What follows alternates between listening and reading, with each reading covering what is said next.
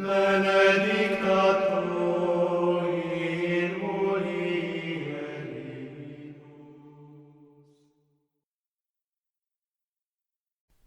A reading from Dom Guéranger's The Liturgical Year.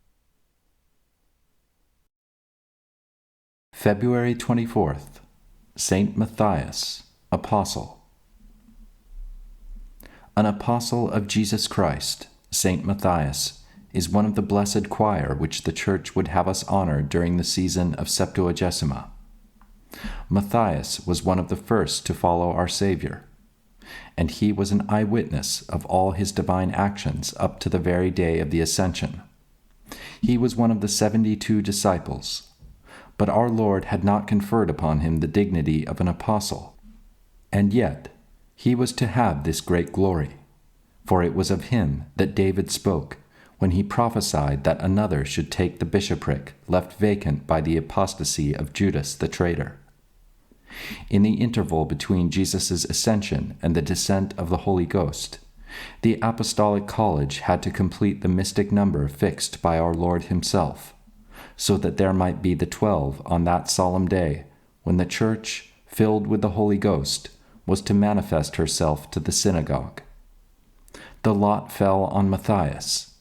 He shared with his brother apostles the persecution in Jerusalem, and when the time came for the ambassadors of Christ to separate, he set out for the countries allotted to him. Tradition tells us that these were Cappadocia and the provinces bordering on the Caspian Sea. The virtues, labors, and sufferings of Saint Matthias have not been handed down to us.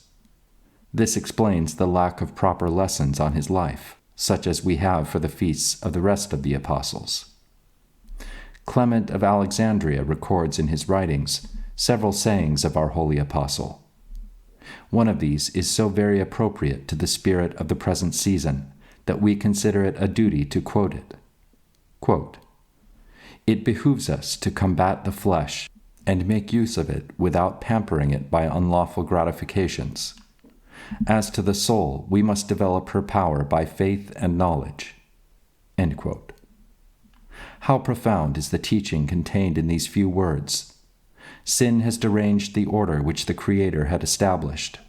It gave the outward man such a tendency to grovel in things which degrade him, that the only means left for us for the restoration of the image and likeness of God, unto which we were created, is the forcible subjection of the body to the spirit. But the spirit itself, that is, the soul, was also impaired by original sin, and her inclinations were made prone to evil.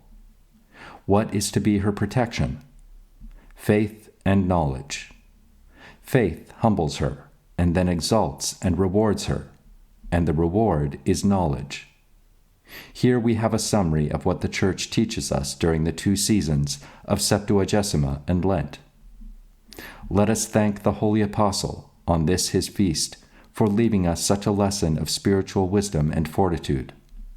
The same traditions which give us some slight information regarding the holy life of Saint Matthias tell us that his apostolic labors were rewarded with the palm of martyrdom. Let us celebrate his triumph by the following stanzas, which are taken from the Mania of the Greeks. Hymn. O blessed Matthias, spiritual Eden, thou didst flow like a full river from the divine fountain. Thou didst water the earth with thy mystic rivulets, and make it fruitful. Do thou, therefore, beseech the Lord that he grant peace and much mercy to our souls.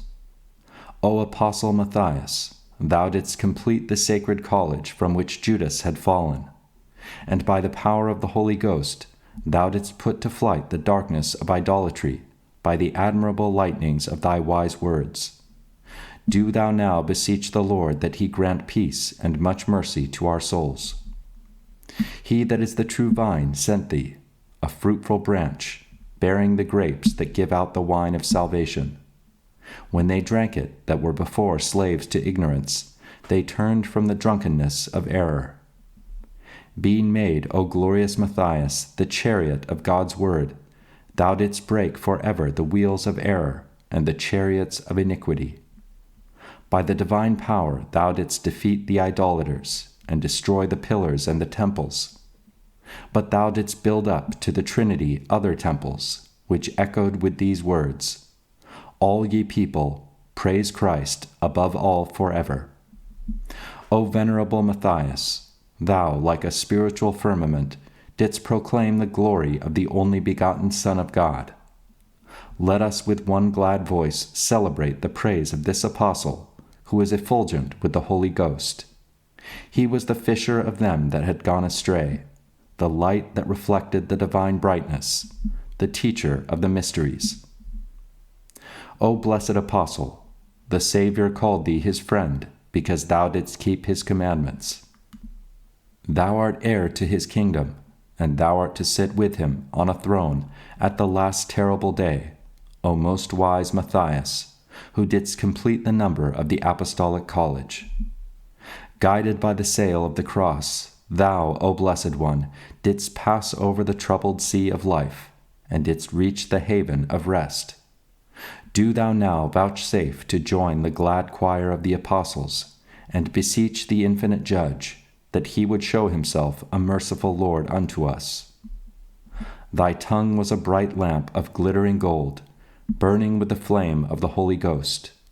Thou didst consume all strange doctrines, thou didst quench all fire that was profane, and to them that sat in the darkness of ignorance, thou, O wise Matthias, didst show a brilliant light.